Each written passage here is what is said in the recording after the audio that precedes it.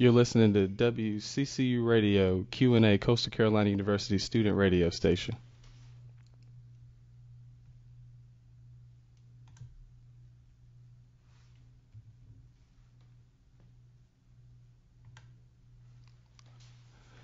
You're listening to Q&A on W.C.C.U. Radio, Coastal Carolina University student radio station.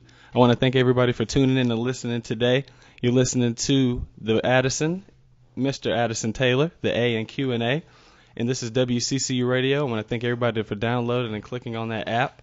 If you're tuning in right now, I want to give a shout out to everybody listening in. My brother Q Carter, my cousin Chastity, Colin, all the Taylors, the Phillips, the Crumptons, the Mosses, everybody out there listening in. I'm here with my first guest, Chase McFadden, a.k.a. Lord Helix. He's a master of the numbers when it comes to sports, and that's really what we're doing on Q&A. This is a new, innovative, illustrious, intelligent sports radio show that's providing a new perspective, a younger perspective on the worldwide sports today. I'm a statistical genius. We'll be covering all sports on this show, no narrowing topics. We're talking collegiate, professional, NCAA, NFL, soccer, women's basketball, NCAA. We're talking everything. I want to start out the show with a shout out to my people from Ohio. They told me they were going to be tuning in and listening in today, so I want to give a shout out to them. They were a nice and wonderful guest at my restaurant last night. So we're going to start off the show with that, Helix. They're from Ohio. They're going with Ohio State as their favorites going into next year's top four. What are you thinking about that so far? I think Ohio State's probably the favorite. Most sites have them as about an 8-1, or not 8-1, a 4.5, 4, 5-1 odd. The next closest is typically TCU or Alabama 8-1 odd. Coming out to the national championship, I mean, you got Urban Meyer, you got Elliott back. He's got Braxton Miller coming back, so he's got three wonderful quarterbacks to choose from. Can't see any reason why you wouldn't favor Ohio State. Well, right now, Chase, I'm going to go ahead and start it off. These are my top four teams going into next season for the college football playoff. I have Ohio State, TCU, Alabama, and Baylor. Vegas Insider has Ohio State's chances at a 9-2 odds to win it next year. SB Nation 6-1, TCU 7-1, Alabama 8-1, Baylor 12-1. What do you think about my top four? I think it's a solid four. I think if I had four, it'd probably be Ohio State, Alabama, TCU, and then I really don't know. Maybe throw in Southern Cal, maybe throw in an ACC team like Clemson or Florida State if they can rebound. I really think it's Ohio State and Alabama. I think after that, the field's pretty open. Well, and it's coming down to recruiting as well. Top recruiting classes for next year. Number one is actually University of Southern California. 2 Alabama, 3 FSU, 4 Clemson. And being a Columbia, South Carolina native, Gamecock fans, we need to be very fearful of the Clemson Tigers going into next season. I'm not a bandwagon. I'm not jumping on the bandwagon or anything like that. But, you know, South Carolina, number 19 in top recruiting classes, I don't think it's going to be a good year for us. What do you think about that? I don't know. I try not to doubt coaches, and when you have Spurrier and that staff, I think you can take a number 19 ranked class and you can develop them. True. I think last year was a pretty down year, especially for Gamecock fans. But I think you got to look at your coach. You got Spurrier, and as long as you have Spurrier, I think there's always a chance for the Gamecocks to be pretty competitive. That's true. I'm going to stick with it on that. I'm going to keep my top four: Ohio State, TCU, Bama, and Baylor. I'll mix it up. I might throw in the USC. I could throw in the Clemson, maybe the Michigan States, the Oregons of the world. My best friend is an Auburn fan. Auburn's been pretty consistent the last couple of years, but down the road, down the stretch, teams like that, like LSU, like Georgia, Ole Miss, they seem like they're losing towards the end. And for the college football playoff, we've definitely seen that you can't have more than 2-3 premier losses and going into that championship. I think I'm going to keep my four with that. I got to say Ohio State is definitely the favorite to repeat just because of, like you said, Ezekiel Elliott in that running game. Braxton Miller could transfer, and I still feel like J.T. Barrett or Cardell, they could run the team successfully. I think they'll be all right. Yeah, I think I read yesterday where Braxton's coming back, though. I think Urban's convinced Braxton to stay. Wow. So you got 3 quarterbacks there. I think one team to really look out for, I'm really excited to see Jim Harbaugh and what he can do in Michigan. Yeah. Obviously, he hasn't had much impact on the recruiting class since he's coming in late. But that game at the end of the year, Ohio State, Michigan, the big game, right? As it's referred to most commonly. I mean, I can see Ohio State going undefeated and then Jim Harbaugh having a team ready to defeat them. I definitely think the tides are changing, Chase, in college football. If you look at the last couple of years, Alabama, SEC, it's just changing. The same dynamics aren't winning you the championships like they were before. It comes down to you can't just have a big O-line or a big running back or, big quarterback. You have to do everything. And I mean, it showed last year that Ohio State, they had it all the way around. I mean, I knew it was going to come down to quarterback play. And I guess you can't rate somebody off of 3 games, but he was phenomenal in those 3 games. You can't deny that. Yeah, I totally agree. Cordell was incredible. And give it up to that team for having to adapt. You had to adapt. Those are 3 different offenses between Braxton and J.T. Barrett and Cardell Jones. So they did a really good job of adapting more towards the run game than spreading it out, and the defense stepped up. We'll see what goes on with that. Coaching titles, just to give a little pointer. Nick Saban has 4. Urban Meyer has 3. Bear Bryant 5. These are just some random numbers I'm spitting out. Barry Switzer 3. So I mean, it's coming down to coaching. I mean, if last year was any indication of what the future is going to look like, I mean, Urban Meyer, I think he took that little hiatus and now he's back on top like he was before. We'll switch up the topics, folks, just to give you a little new perspective. Right now we're going to jump from NCAA football. We're going to jump straight into NFL. We're going to start with the top free agents for the 2015 season. Chase, I don't know how you feel. I have my top 10, no particular order. Justin Houston for the Chiefs, 22 sacks last year. Of course, Ndamukong Suh for the Lions. Dez Bryant, Demaryius Thomas, Devin McCourty, Greg Hardy, DeMarco Murray, Julius Thomas, Randall Cobb, Jason Pierre-Paul. Who is the most important to sign on that list? Who are you signing if you're an NFL owner? I don't know. I'm a defensive guy. I want a guy like Justin Houston on my team, but the NFL it's changing so much towards the offensive side of the ball that I feel like you can pick up receivers. If Seattle proved anything, you can win with receivers that you don't have to pay them a huge salary. You don't need necessarily your Dez Bryants and your Demaryius Thomases. Right. Guys like Marshawn Lynch, DeMarco Murray, these guys are becoming more and more scarce. I mean, I think if I had to put my money on some guys, Murray does have injury risk. I think a lot of the backs that have been in the league 3 to 4 years mostly do. But if you need a guy to just carry the load that's going to be dependable for the most part, it's a high-risk, high-reward league. I mean, I would take the risk. I'd want DeMarco Murray. I can't agree with you that on Chase. To me, the biggest person on this list that you have to re-sign Randall Cobb. You have to re-sign him. Any team, I mean, not just particularly Green Bay, any team. The man, he's an H-back. He can do tight end things, running back, receiver, kick return, punt return. I understand completely what you're saying with DeMarco Murray with the being injury prone. I mean, last season 1,845 yards. I mean, you can't write that number in the NFL for running backs nowadays. But at the same time, I mean, Demaryius Thomas, 3 seasons in a row of 1,400 yards, 10 plus touchdowns. I mean, Ndamukong Suh. For me, with Ndamukong Suh, I feel like he is somebody who is not attitude driven, but he's definitely going to want to get paid. Yeah. He's had 36 sacks total plus within the last 5 seasons. He's definitely somebody pivotal, but when it comes to him, when it comes to Greg Hardy, when it comes to Dez Bryant, their attitudes are going to come into play just as much as their play on the field is going to. Do you agree with that? Yeah, I totally agree. And Ndamukong Suh, he's going to want his money. He wants to get paid, and I can't blame him. The problem is when you take a player and you give him a $100 million contract, it really hurts you under the way the salary cap's set up. Right. Teams that have $100 million players, they don't go to the Super Bowl. The closest that any team has gone to the Super Bowl was last year when the Packers were essentially a half away with Aaron Rodgers. But these teams that have big players like Jay Cutler, Calvin Johnson, these teams they waste all their cap on these big players, right, and it hurts the rest of the team. It puts a lot of pressure on you really being successful in the draft and developing young players. Well, and the big thing that's going to help these teams for next season, there's going to be a salary cap jump to 10% increase. So that's going to help these teams do a lot better as well. Of course, re-signing Russell Wilson and Marshawn Lynch are definitely pivotal. From what I've read on my reports about Russell Wilson, he's definitely willing to negotiate and agree to any type of terms that's gonna better the team in the future.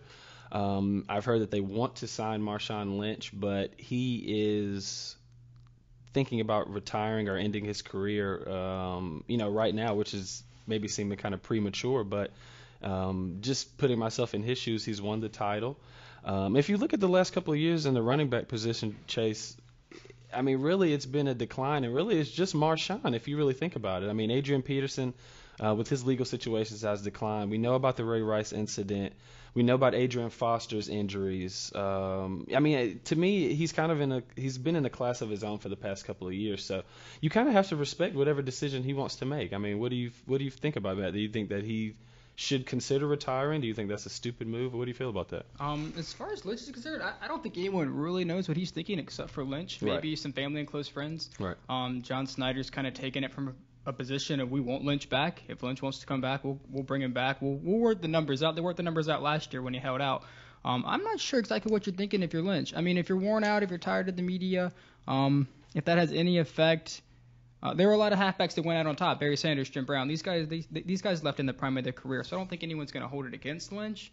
But I don't think he has anything else to prove. I think that he's proven that he's Hall of Fame material, especially the last 3 or 4 years, the way the backfield's looked. Of course. I mean, really everybody's getting Marshawn misconstrued because everybody's making points of these interviews and how he's talking less in his interviews and things like that. I actually just recently watched a video a few nights ago. There is somewhat of I don't know what camera perspective this was supposed to be looking through, but there is a camera on Marshawn as Russell Wilson throws that touchdown, and he's smiling on the sideline. So I thought that was extremely, extremely funny. But just to quickly refer back to the Super Bowl and, leading up to that in Marshawn's I guess antics as far as the interviews go. I don't blame Marshawn, and I think people like Stephen A. Smith, Michael Wilbon, some of these ESPN guys are really hard on Marshawn, but you have to understand the dynamics of the NFL. They are a controlling company. They don't want you to go on the podium after press conferences, games, things like that. You can't talk about your endorsements. You can't talk about the headphones or this or that. So I completely understand Marshawn and not wanting somebody to control what you're saying when they're not really putting forth any effort or investing in what you're doing, unless it's on the field and making money for them. So, I mean, what do you feel about that? I mean, do you feel like he's just another idiot like everybody was calling him, or? I don't think so at all.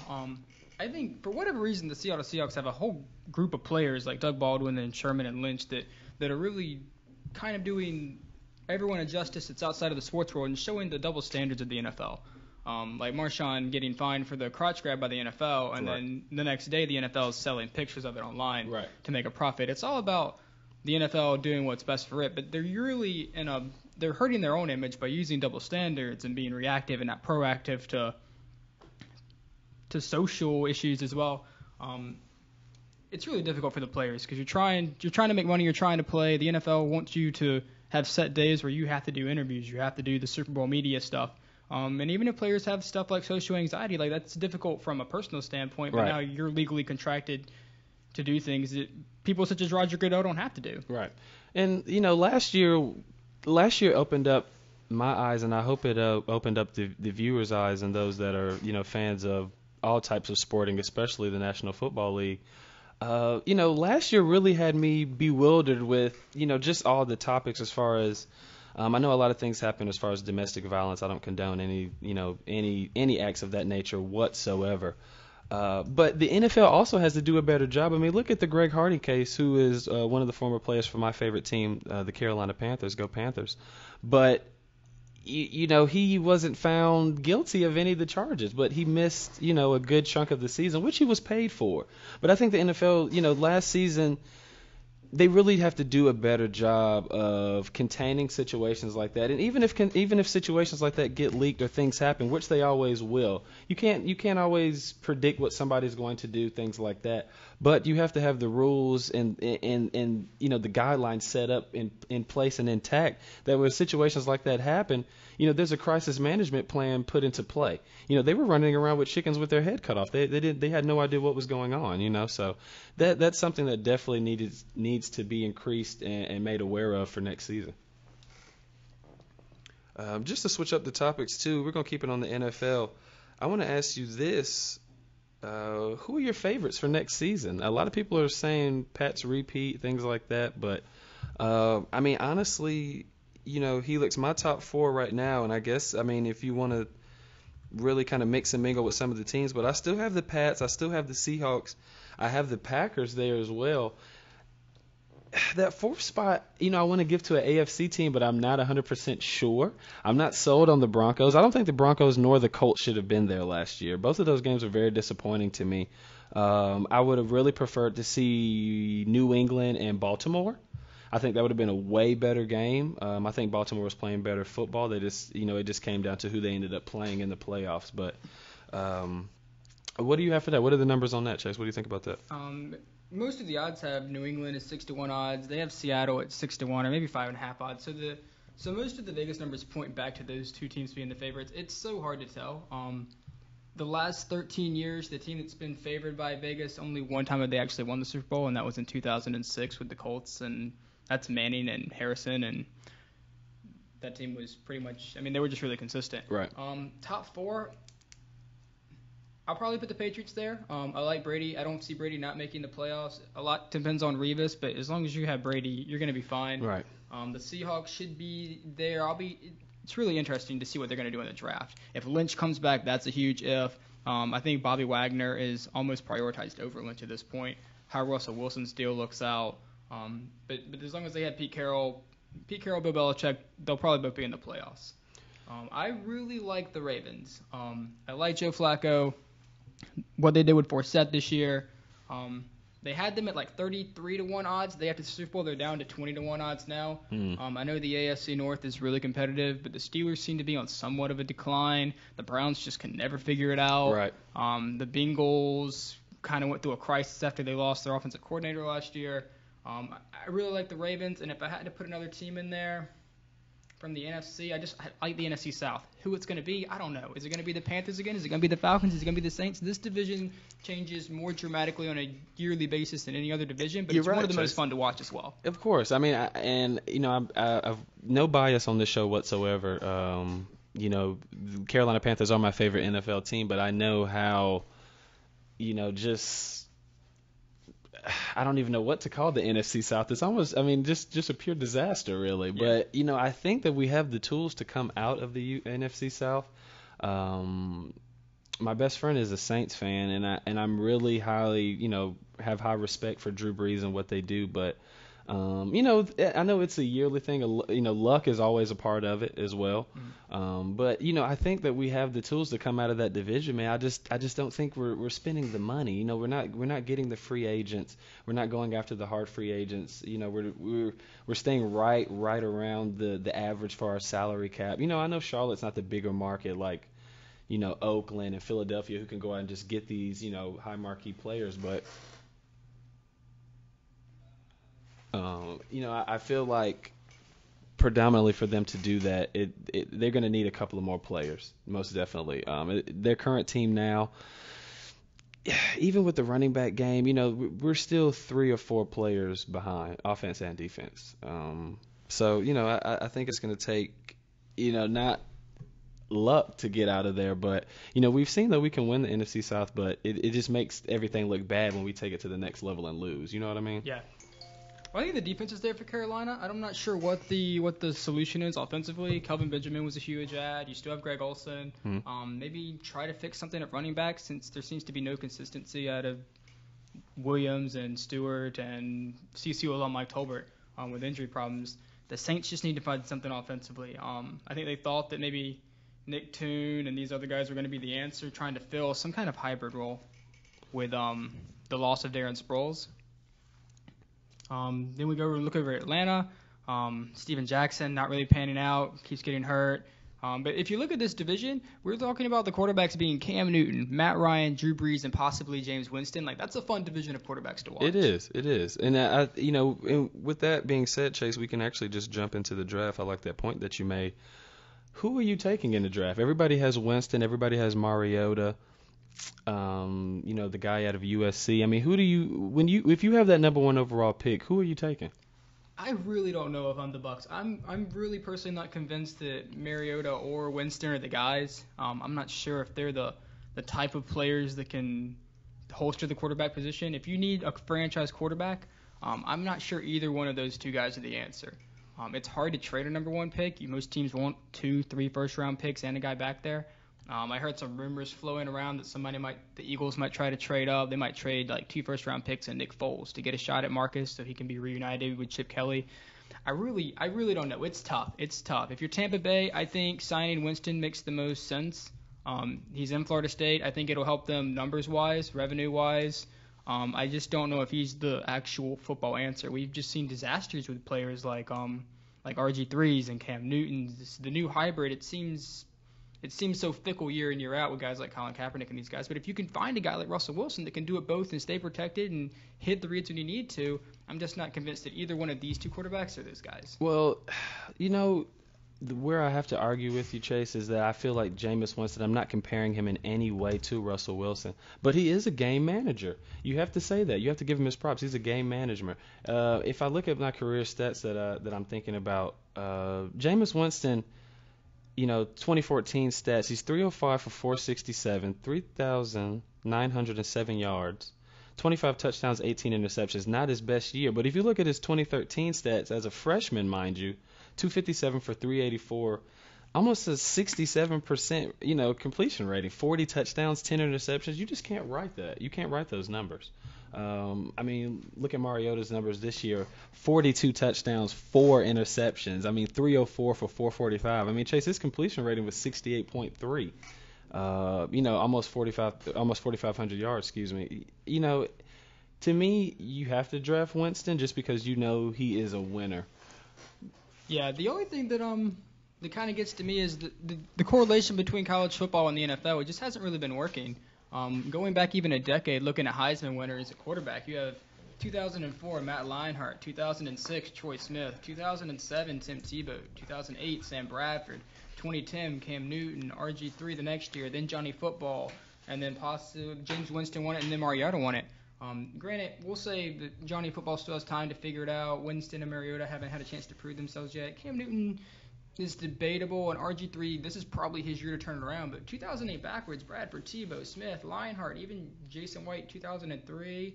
The last quarterback that's really been effective that's won a Heisman has been Carson Palmer back in 2002. Well, and, he joins the class of USC quarterbacks. When I think of college football, USC quarterbacks, they're all in that same category. Let's just think about all of them.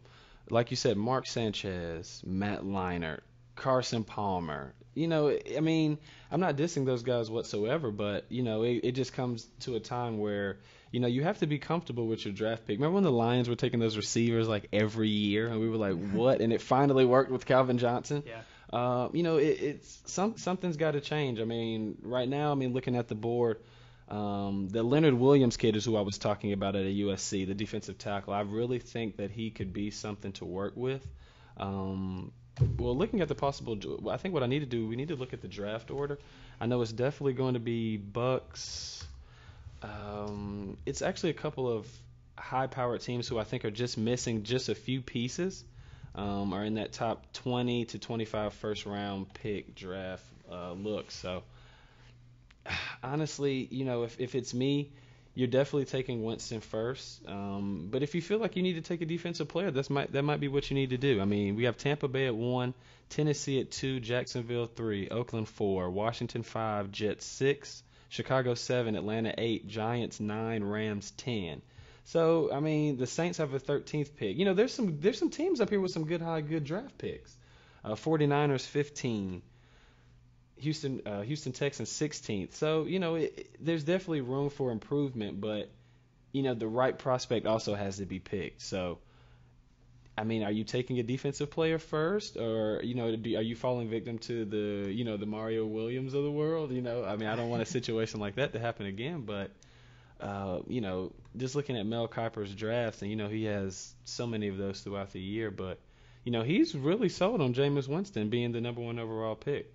Some people think that Marcus Mariota is going to jump him, but I just don't believe that. So right now I'm going to go Jameis Winston 1. I go Leonard Williams 2 to the Titans. Just depending on what they do about Zach Meckenberger, they could bring him back. He could be the future. We don't know. Shane Ray, that defensive end out of Jacksonville, is very good as well. This is funny. Do you think the Raiders are going to take Amari Cooper? I think the Raiders will take Amari Cooper. I think they will. I think that they're hoping, just like you were saying with the Lions finally having a receiver that panned out. I think they're banking that it'll eventually happen. I think that they're happy with Derek Carr at quarterback. I think they're going to try Latavius Murray at running back, and I think they think Amari Cooper's the answer. I don't know what the answer is for the Raiders. I really like the hire of Jack Del Rio. He said they were going to do something that they've never done before, and that's pay for assistant coaches, and right. they've done that. They brought in the is it the defensive coordinator? Yeah, they brought in the defensive coordinator from the Seahawks. The problem with the Raiders every year is that they're not as bad as their record. Their offense just falls apart. Right. This is a team that almost beat the Patriots last year in the fourth quarter. Their defense is solid. It's just the O-line and the weapons and the offense. There's just no one there. There's just something missing that just never seems to happen. I think if Amari Cooper is there, Chase, they're going to take him. Just looking at this 2.0 mock draft that I'm looking at right now, it has Mariota falling to the Jets, the number 6 overall pick. Do you see them taking him? I mean, I don't see him falling that far. I can see the Jets maybe trading. Maybe I don't even know why they would, but you could trade up a couple picks, switch with the Raiders. I think Amari Cooper would still be there at 6. They'll probably trade up. I don't know if I'd bank on him falling that far. I'm looking at teams here. I feel like Jacksonville could even take a stretch at Mariota. I don't know if you're convinced that Bortles is the answer. Even the Titans could take Mariota. If the Jets want Mariota and they think he's the answer, I think you have to trade up to get him. I think it's risky to wait. Well, Philadelphia is sitting all the way down at 20. So, for them to really go up and get Mariota, they're going to really have to give up a lot, Chase. They're going to have to give up probably everything, almost like the Redskins did a few years ago to get RG3. You see how that panned out. It's tough. It's tough. I think this year is going to be – I can say one thing about this draft class. It's a lot of running backs in this draft class. There's a lot of running backs. Yeah, it's a good class of running backs, defensive ends and defensive tackles, even wide receivers. I won't say that it matches up like some of the more previous years, but Kevin White from West Virginia is a very, very nice prospect. Even Devin Smith out of Ohio State, somebody who's a little bit shorter, but still can go up and get the ball. Philip Dorsett, even that short guy out of Duke, he's standing at about 5'8.5" and they said he's been the most standout right receiver, for the combines and the Senior Bowl camp. So, it's going to be really tough going into next season. The more I'm looking at the top 10 teams, I'm looking at Tampa Bay, Tennessee, Jacksonville, Oakland. I'm looking at all these teams, and 7 of them, 7 out of the 10 teams, they still need quarterbacks. Yep. And it's hard because I feel like there's not that much of a selection. You have Winston, you have Mariota. I'm not sure if there's a quarterback in this draft that is a franchise quarterback. I don't know what you do if you're 10 of those teams. Right. And if you are the Eagles and you're really actually thinking about trying to go after Mariota, I'm not sure if that's a intelligent decision. I can see where you would feel the connection if you were Chip Kelly and want 3 United. Right. It'd be a feel-good story. You're probably going to have to give up. You're going to have to convince a team that Nick Foles is their answer. Trade him or Mark Sanchez. You're going to have to convince a team that one of those 2 guys is the answer for their franchise. And you're going to have to give up at least 2, probably 3 first-round picks. I'm not sure if – I mean, that's banking it all on one guy. Yeah. And it's been proven the last couple of years, Chase, that's not going to work out. And on that note, we're going to jump to our next topic. And I kind of want to jump ahead, Chase, just because I want to do a little coverage over this game that just happened a few nights ago. We're going to jump to college basketball.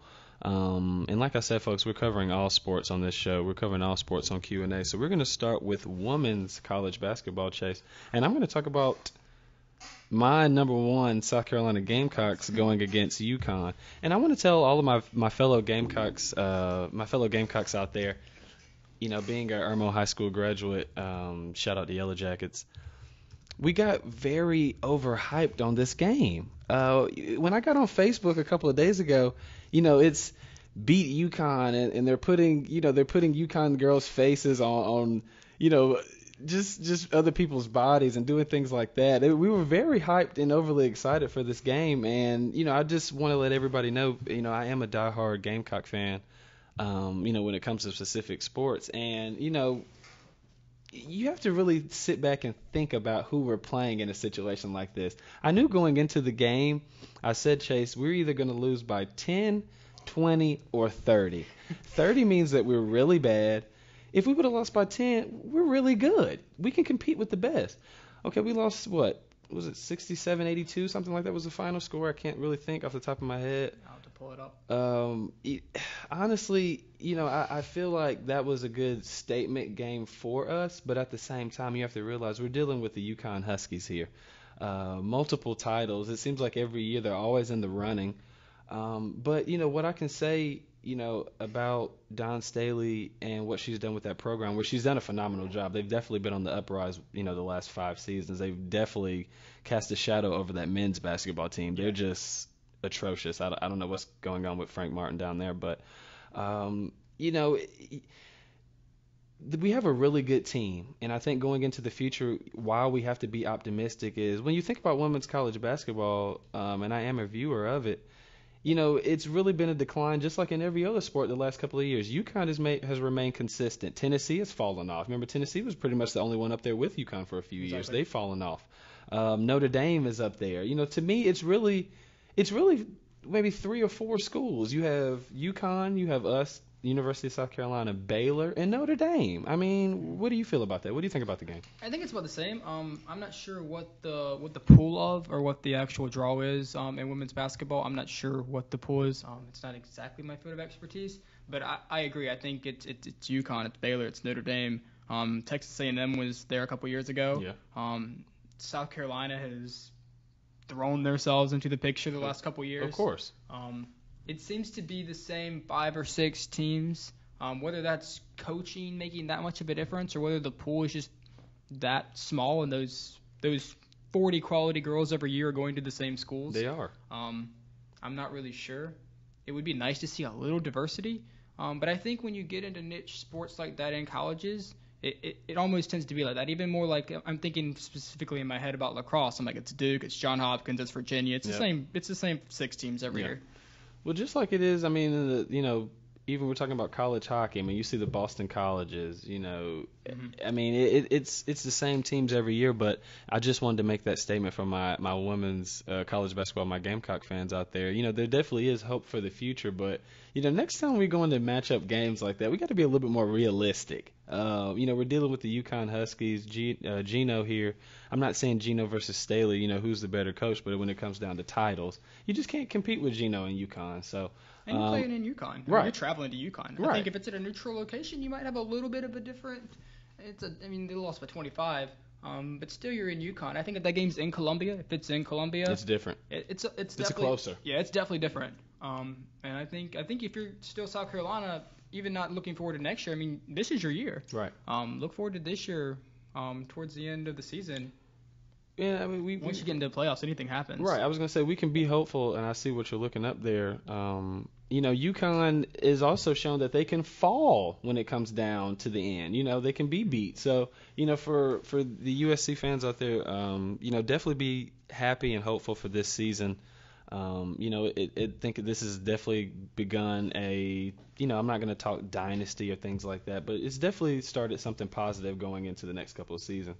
And on that note, we're just going to jump to the men's college basketball. Kentucky barely beat LSU a couple of days ago, which I'm not surprised by if you look at the last 2 matchups between them. We have 1 overtime meeting, and I think we have 1 meeting that came down to a tip-in by Julius Randle last year. So with them still being undefeated, right now, Chase, I'm looking at my top 25 AP poll. We got Kentucky at 1, Virginia 2, Gonzaga 3, Duke 4, Wisconsin 5, Villanova 6, Arizona, Kansas, Louisville, Notre Dame rounds it out. Who do you have coming out? Who are your favorites going into to March Madness? I think Kentucky's the front runner. There was a chance last night during that game when Calipari probably could have slowed it down when they went on, I think it was like a 20-2 run or a 22-2 run. I was reading last night that the assistant coaches were telling him to call timeout, and he was like, I'm not calling timeout. This is about us getting better, and the players need to be able to endure stretches like this. Right. The defense has disappeared the last 2 games. Right. I don't know where it's gone or what it's doing. It happens. It's a long season. It's 20 games, and I think Calipari is going to do a good job when it comes to tournament time. This team's beaten every ranked team they've played so far, and they've beaten them pretty decisively. Yeah. I like Kentucky as the favorite. I think they are favored like 11 to I think it's like barely over 1-to-1 odds in Vegas. The next closest team is like Virginia and Duke. I think they're both 8-to-1. And those are the next two teams that I would like would be Virginia and Duke. I think it's Kentucky and Virginia, really. Duke seems to just disappear and lose to nobodies like NC State all of a sudden. Yeah. The team that's not in the top 25 poll that I always watch for is Izzo and Michigan State. And he'll probably, depending on how they finish the season, they could end up anywhere from like a 7 to 10 seed. Yeah. And once Izzo's in the tournament, it's a whole new game. Yeah, and being a North Carolina Tar Heel fan, when it comes to to college basketball, I think that we're one of the programs. Even though we're being successful and we're finding ourselves successful, going into the following season. Excuse me, but. We definitely something needs to change. We can't keep getting the same players and doing the same things. I think Florida has shown a good example of that with Billy Donovan. You got to get new players. You don't have to necessarily change up your schemes, but the players that you're going to recruit have to match what you want to do. That's just like the New York Knicks, for example, and Phil Jackson wanted them to run the triangle. Well, to run the triangle, you have to have good players. Yeah, exactly. You have to have good players to run the triangle. There's no Shaq or Kobe's on that team whatsoever. So, I think it's going to come down to, guard play like it always comes down to. And that's why, I just have Kentucky there because, the Harrison twins both 6'4", 6'5". I think their shortest guy is maybe one of the walk-ons, and he's probably 6'2". So I think they were showing on ESPN that like Kentucky's front court would be like third in the NBA. Exactly. They don't do anything. If Kentucky has a flaw, they don't do anything overly impressive offensively. Yeah. It's defense. It's rebounds. It's blocks. Turnovers. It's points against teams. Yeah. It's all defensively. So if you can find a way to exploit the defense and score, you can beat them. Yeah, I'm gonna go and say. I'm going to disagree with you with Virginia, and I'm going on a whim right now, but I'm going to put Wisconsin there. I'm going to put Wisconsin up there. I like Wisconsin. I've been watching them play. I like how they look, but I also know their conference is not the strongest like it used to be. The Indianas of the world aren't what they used to be. So I also know that Louisville. To me, Louisville, even schools like Kansas and Arizona, they've definitely rebounded. Duke as well. They always rebound. You can tell what schools rebound from the one and dones, and they definitely have been consistent with doing that. But at the same time, Kentucky has 8, 9, 10 McDonald's All-Americans on their team. I think, like you said, Virginia I like as well, but I guess I'm still kind of salty against Virginia for beating my Chanticleers last year. I think we could have beat them. But anyways, we'll save that. But I'm going to go with you on that. I'm going to go ahead and jump out and predict my Final Four, Chase. And I'm going to say, depending on the brackets, we don't know how the brackets are going to be set up. The region's always different. Midwest, South. I'm going to say Kentucky, Duke. And I'm putting Duke there because Quinn Cook has been playing phenomenal lately. I think he had 26 last game. He's averaging 20 and 8, I think, the last couple of games. So he's definitely doing a better job of stepping up, especially with being a senior. I know Duke is always a team that's usually driven by their young players, but I think with Duke, what puts them over the edge and what's gotten Coach K the titles is when their young players can mesh with the players that they've had that have been there for a while. I think some of those freshmen, all freshmen coming out of a little big-headed, with all the coverage they get coming out of high school. But I can say that Okafor, the guys for Kentucky, even some of the freshmen that have gone on to like Kansas, Arizona, Kansas State, they're living up to the hype, but not really so much. It's definitely taken them years to develop, and I think that's why we're seeing a lot of these one and dones go into the league. Look at Eric Gordon. Is that Eric Gordon from Arizona last year? What is he doing for the Magic? I haven't heard anything. Joel Embiid, I know he's hurt. Noel is just starting to play for Philadelphia, but I think it would definitely benefit these players to maybe not stand.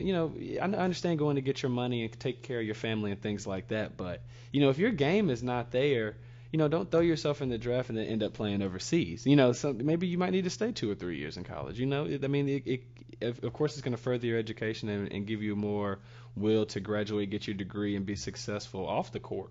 But at the same time, if you look at it, there's not any one and done. No LeBron Jameses are just coming out anymore. You Sure. know, I mean that's not. Andrew Wiggins is very good. He put up 32 against LeBron when they played in Minnesota. But at the same time, I'm just being more realistic. That's not something that you're seeing every day. Yeah, the LeBron type players, they come around once in a decade too, though. Right.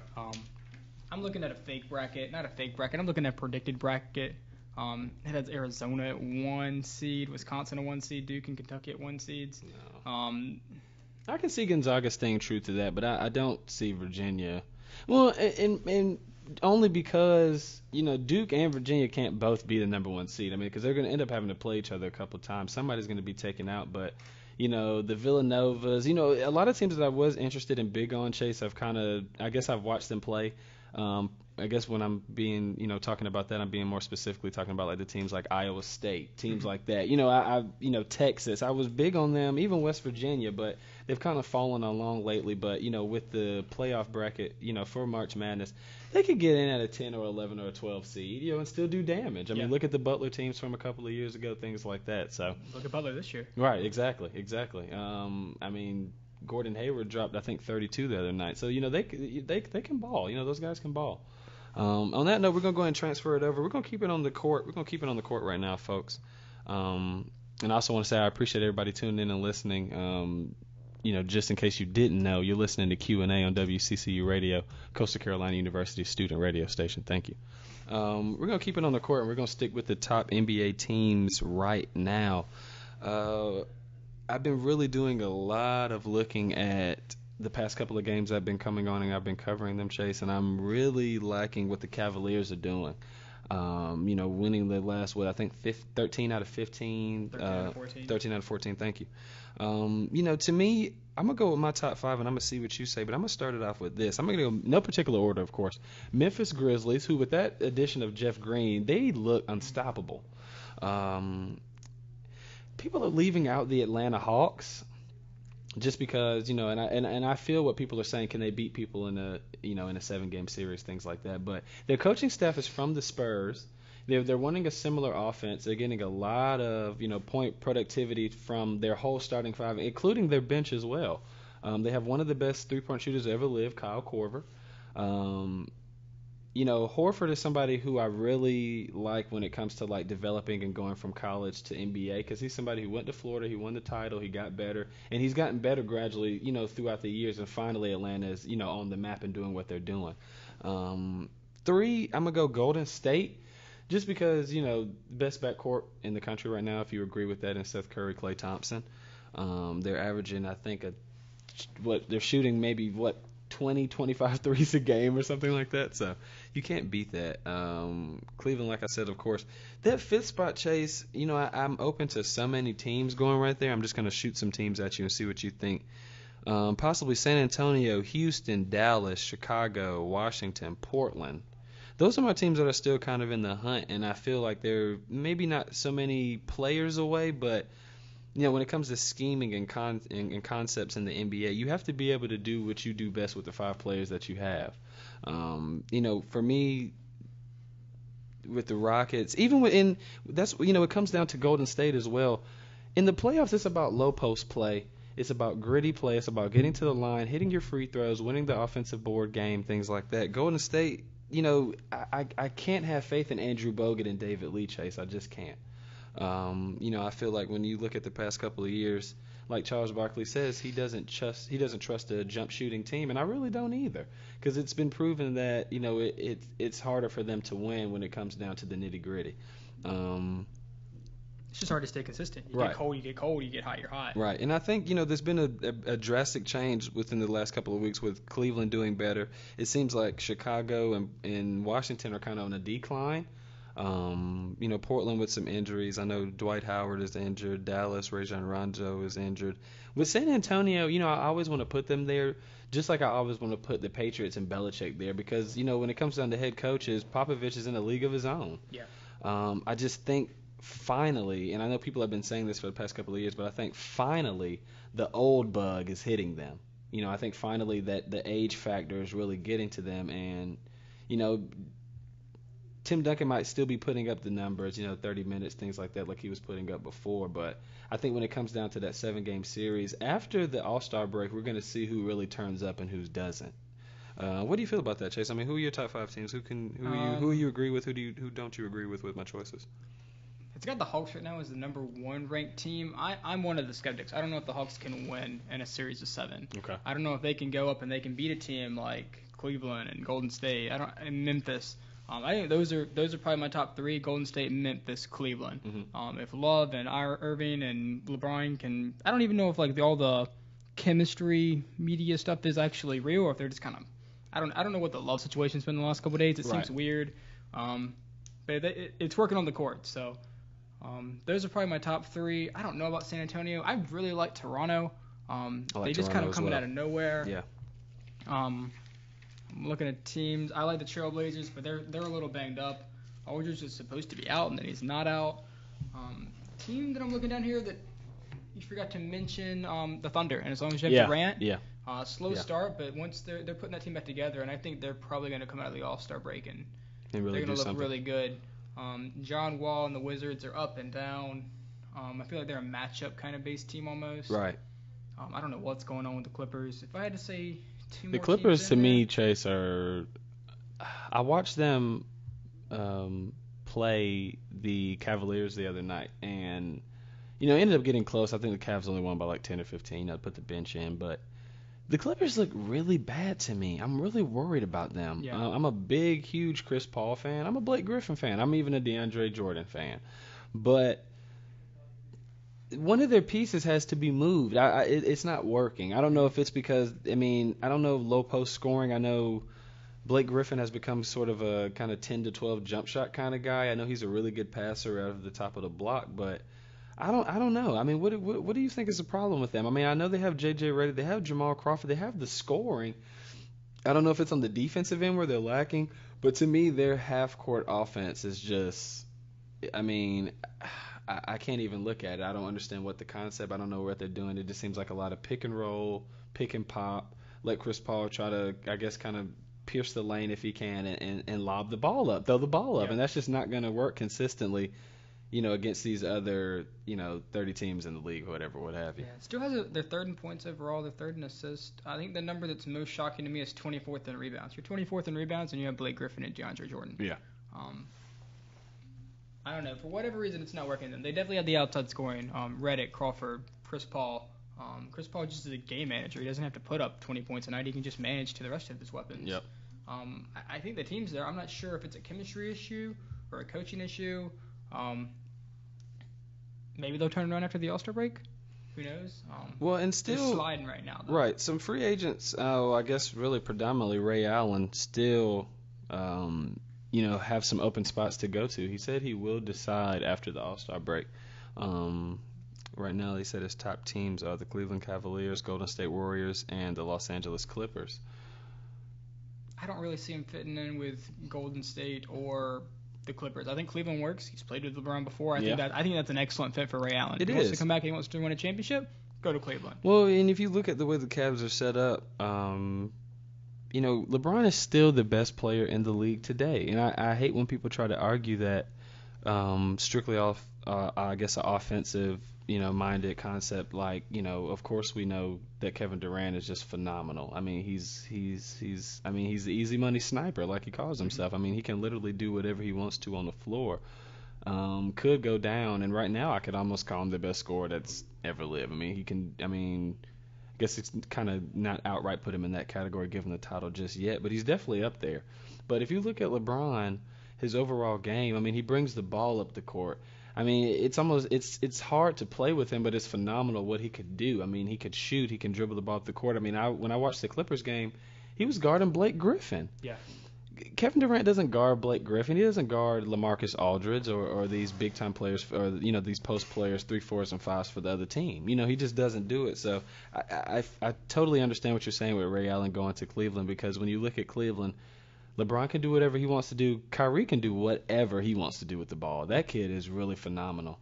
And if you look at that team, they're a pick and pop team. Let Kyrie drive, let LeBron drive, kick it out to Ray Allen, and he'll do exactly what he did for the Miami Heat a few years ago. Exactly.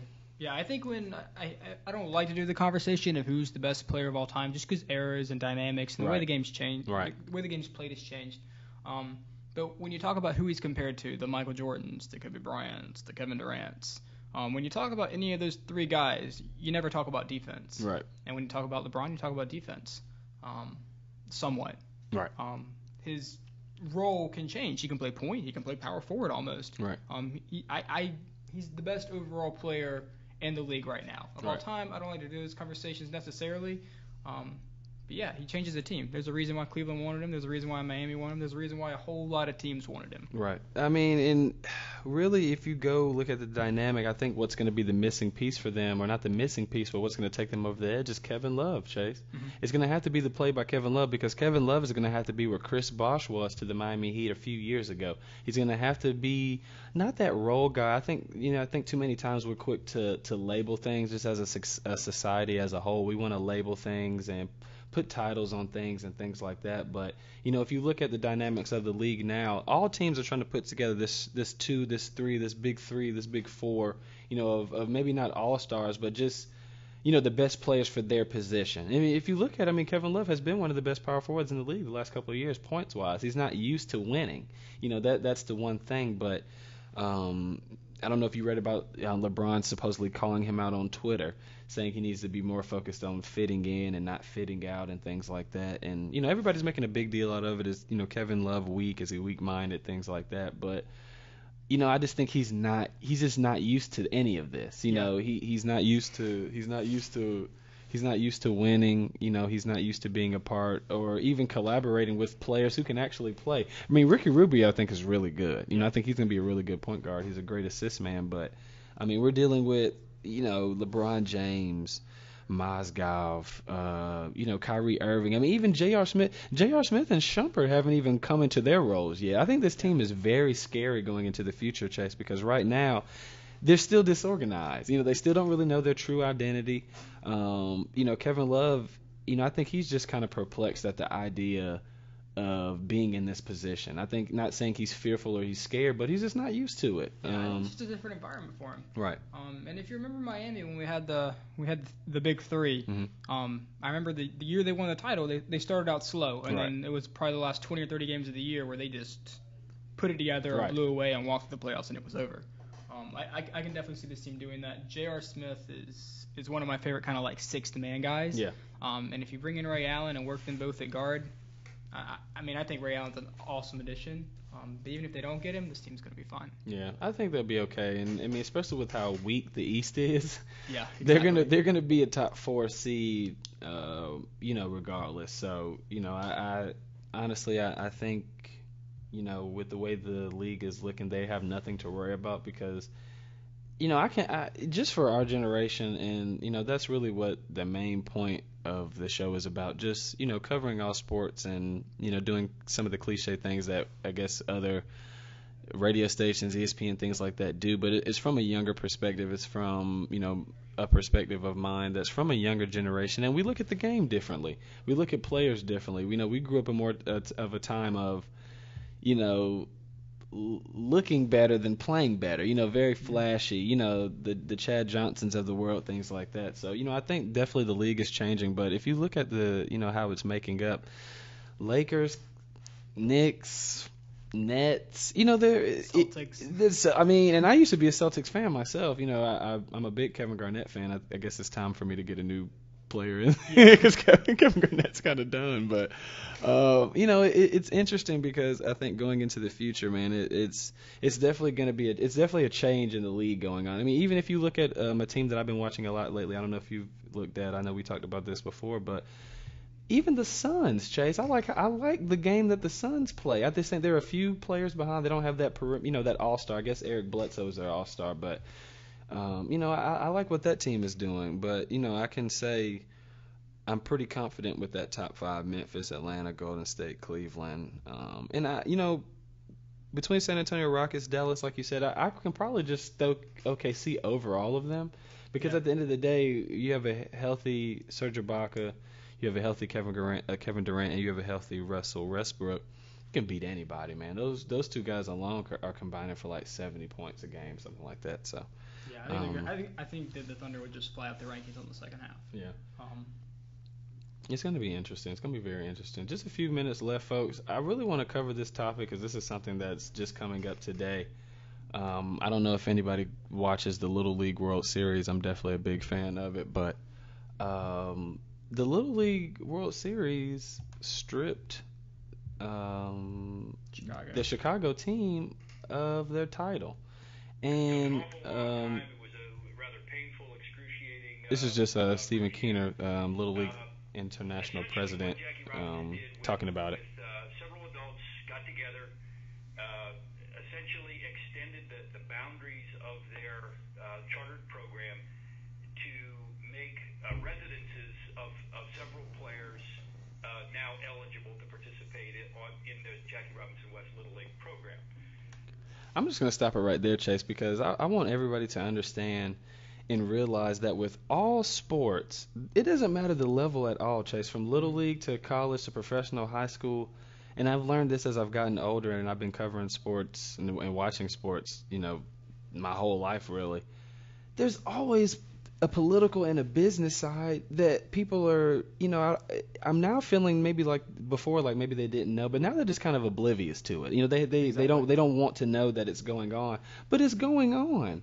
If you watch the Little League World Series, I mean, you see the different dynamics of kids. Sometimes you see kids walking out there, 5'2" or 4'11", then you see a guy, 6'8", yeah. and you're telling me he's 10.5 years old. I mean, come on. I'm not saying that doesn't happen, but I think them punishing Jackie Robinson West, it makes it look bad because it makes it look like they've just been doing this for years and like they're the only program doing it. Other people are doing it. They've been doing it for years. So I don't know. The report is that they, use players from outside its local area to recruit players from neighboring districts. They do that in high school, Chase. My high school running back, we recruited him from another school. Yeah. You know what I mean? So this happens on every single level. I'm thinking specifically, I was trying to remember his name all morning, and I just had to look it up. Danny Almonte. Mm-hmm. He was in the Little League World Series. I can't even remember what it was. It was several years ago. I think I was about Little League age. This says 2000. Is that right? It's 2000? Mm-hmm. Probably around then, 2000, 2001. I can't remember if they won or not. I think it's early 2000s. Sending his team to the Little League World Series. I can't remember if they won. Did they take anything from him? He was 16 years old and he was playing in the Little League World Series. Exactly. I don't The border things are complicated regardless. Right. This is something I grew up in watching. My dad was a recreation director. I would watch him try to figure out how the boundaries even worked. Even here in Myrtle Beach, between little leagues and high schools, and even, I guess not so much colleges, but you're working around like Garden City, Surfside, Myrtle Beach. Can anyone tell me like where the line is between those? Because they're not straight. Exactly. And they change on a yearly basis. To think that kids don't move or live with an uncle or go to do those type of things to go play for a certain team is a little oblivious. The thing that sucks about this is it's not the first time it happened. I'm not sure why it was delved so deep and so informative, so that they had to relinquish this title. Not saying that the kids of Las Vegas aren't deserving. Not saying that the kids of Chicago aren't deserving. I'm not sure what it is specifically about this event that they investigated so heavily, because I would be more than willing to bet if you went back the year before and the year before and the year before, you would find other instances as well. Exactly. The saddest part to me, Chase, is this quote. The real troubling part of this is that we feel horrible for the kids who are involved with this. And honestly, that's just not something that's true. I'm not about to blame these students, but anyways, folks, we're gonna come to a quick end. I want to appreciate everybody who tuned in today and downloaded that app. You can also download that TuneIn app. Tune in from Wednesdays to Fridays, 12 to 1. I appreciate everybody tuning in. I hope you enjoyed the first show, and this is just the first of many shows, folks. We'll be providing you with that newer perspective. I'm going to have some different guests every day. I want to appreciate my guest Chase McFadden, aka Lord Helix, for coming through with the numbers today. Thanks for having me. No problem, man. Like I said before, you were listening to Q&A on W.C.C.U Radio, Coastal Carolina University's student radio station.